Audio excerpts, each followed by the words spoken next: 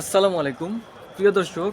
এই ভিডিওতে শেয়ার করব যারা অবৈধ থেকে বৈধ হতে চাচ্ছেন জার্মানিতে, তারা কিভাবে বৈধ হতে পারেন এই বিষয়গুলো নিয়ে আমি যতটুকু জানি বিস্তারিত দেখতে থাকুন। আসলে কোনো কিছুই সহজ না। আমি মুখ দিয়ে যতই বলি সহজ সহজ, কিন্তু সহজ না। করতে গেলে যে করবে সে অবশ্যই বুঝতে পারবে কতটা কঠিন ব্যাপার। জার্মানিতে বর্তমান সময়ে অবৈধ থেকে বৈধ হওয়ার মাত্র 3টি রাস্তা আছে। আপনি যে কোনো একটি যদি করতে পারেন, সেক্ষেত্রে আশা করা যায় আপনি বৈধতার সার্টিফিকেট নিয়ে নিতে পারবেন, অর্থাৎ রেসিডেন্স পারমিট নিয়ে নেবেন। আমি সহজ বাংলায় আপনাদেরকে বুঝিয়ে দেব কিভাবে বৈধ হবে। একটি না হলে আরেকটি, আরেকটি না হলে আরেকটি, আরেকটি না হলে আরেকটি, যে কোনো একটি মাধ্যম ব্যবহার করেই আপনার বৈধতা নিশ্চিত করতে পারেন।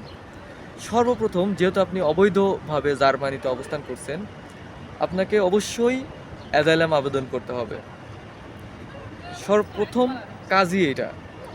আপনার পাসপোর্ট যদি থাকে কিংবা যদি কোনো ধরনের ডকুমেন্টস না থাকে, তারপরেও সমস্যা নাই।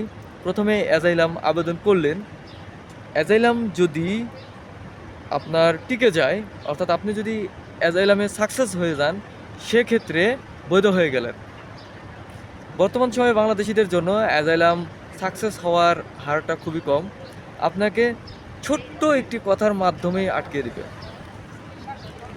আটকায় যাবেন। এইরকম প্রচুর পরিমাণে রেকর্ড আছে আমার চোখে দেখা। আমি অনেক জানি, অনেকেরই 4টা 5টা মামলা আছে বাংলাদেশে, তারপরেও তাকে অ্যাজাইলাম রিজেক্ট করে দিয়েছে। আমার চোখে দেখা। সাধারণ ছোটোখাটো 2-1টি প্রশ্ন করে আপনাকে আটকায় দিবে। আর বর্তমান সময়ে যেহেতু বাংলাদেশকে সেফ কান্ট্রি ঘোষণা করেছে ইউরোপীয় ইউনিয়ন, সেক্ষেত্রে পুরো ইউরোপেই অ্যাজাইলাম আবেদন করে পাওয়ার হারটা খুবই কম। 100 জনে 1-2 জন পাইতে পারে, আবার নাও পাইতে পারে। যে কারণে অ্যাজাইলামের মাধ্যমে আপনি পেপার পাবেন না, এইটা মোটামুটি 99% শিওর থাকতে পারেন। যদি অ্যাজাইলাম পেয়ে যান, তাহলে আপনার কপালটা খুলে গেল। এইবার আসেন দ্বিতীয়টি। অ্যাজাইলাম আবেদন করার পরে আপনি রিফিউজ হয়ে গেলেন, তার মানে এই না আপনাকে জার্মানি ত্যাগ করতে হবে। আপনি হাতে সময় পাবেন, পরবর্তীতে আবার আপিল করতে পারবেন উকিলের মাধ্যমে। চেষ্টা করলে, উকিলের মাধ্যমে চেষ্টা করলে অনেকেই পেয়ে যায়, এরকম রেকর্ডও আছে। অর্থাৎ দ্বিতীয় স্টেপে, যখন প্রথমবার অ্যাজাইলাম রিফিউজ হওয়ার পরে দ্বিতীয় স্টেপে গেলে হালকা একটু চেষ্টা করলে, হালকা না, অনেক ভালোভাবে চেষ্টা করতে হয়, চেষ্টা করলেই অনেকে পেয়ে যায়। যদি সেভাবেও না পান, আপনাকে যখনই দ্বিতীয়বার রিফিউজ হয়ে যাবেন উকিলের মাধ্যমে, রিফিউজ হয়ে গেলে আপনি আর সময় নাও পাইতে পারেন, তারা আপনাকে দেশ ত্যাগের নোটিশ দিয়ে দিতে পারে। এবার আসেন, এই সময়ের মধ্যে আপনি আরেকটি অপশন বেছে নিতে পারেন। আপনি যখনই টার্গেট নেবেন জার্মানিতে থাকবেন, অ্যাজাইলাম করবেন, তখন থেকেই জার্মান ভাষা প্র্যাকটিস শুরু করে দিতে হবে। আপনার এই রিফিউজ হওয়ার সময়কালীন বেশ কিছুদিন সময় পাবেন। এর মধ্যে জার্মান ভাষার B1 কোর্স কমপ্লিট করে নিতে হবে।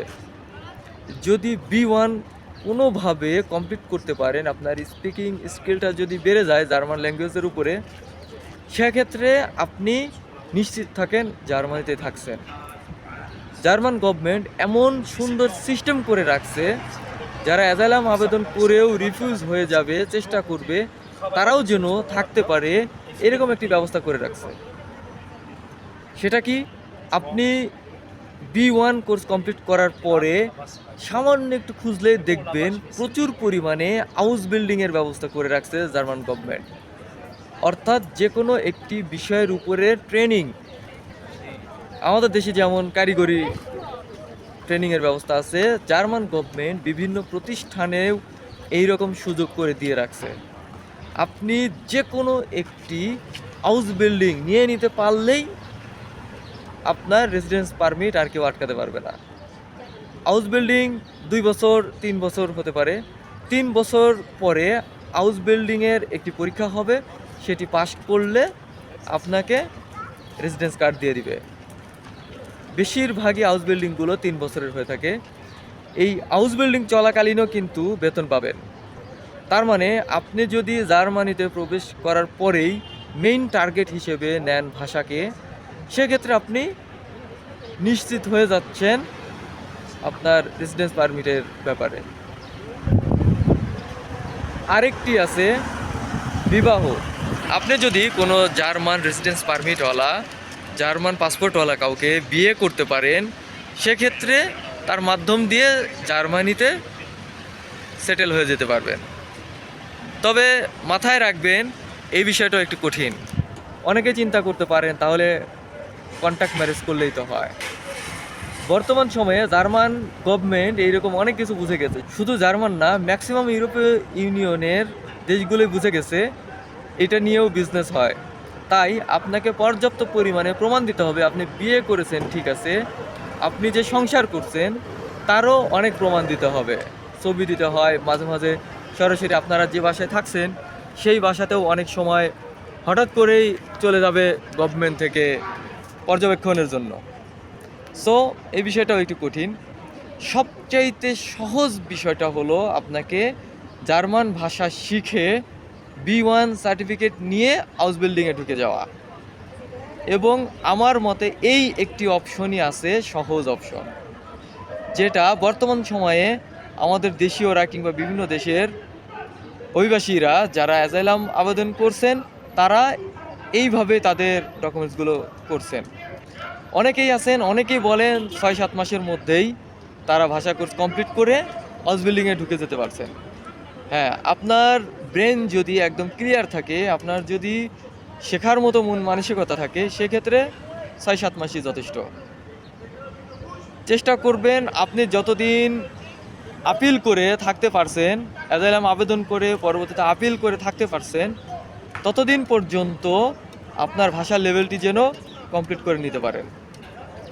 আরেকটি অপশন আছে গির্জার প্রোটেকশন। আপনি ধরেন একটু বেশি অসুস্থ কিংবা আপনি কোনো গুরুতর সমস্যায় আছেন, অলরেডি আপনার অ্যাজাইলাম আবেদন রিফিউজ হয়ে গেছে, সেক্ষেত্রে জার্মানিতে যে কোনো একটি গির্জার প্রোটেকশন নিতে পারেন। তবে তার মানে এই না আপনি পার্মানেন্টভাবে থাকতে পারছেন, তারা সাময়িক সময়ের জন্য আপনাকে প্রোটেকশন দিবে। সো আপনি এই সময়ের মধ্যেই B1 কমপ্লিট করে ফেলবেন, আপনার জার্মানিতে থাকার ব্যবস্থা সহজ হয়ে যাবে। মাথায় রাখবেন জার্মানি একমাত্র দেশ সম্পূর্ণ ইউরোপের মধ্যে যারা আপনার থাকার জন্য এত সুন্দর ব্যবস্থা করে রাখছে। ইউরোপের আর কোনো দেশে এই ব্যবস্থাটি নাই। আপনি আপনার জীবনটাকে সুন্দর একটি গতিতে ইউরোপের যে ফ্লেভার, সেই ফ্লেভারে নিতে চাইলে, সেই ফ্লেভারে যদি নিতে চান, সেইভাবে যদি নিজেকে তৈরি করতে চান, সেক্ষেত্রে জার্মানি বেস্ট।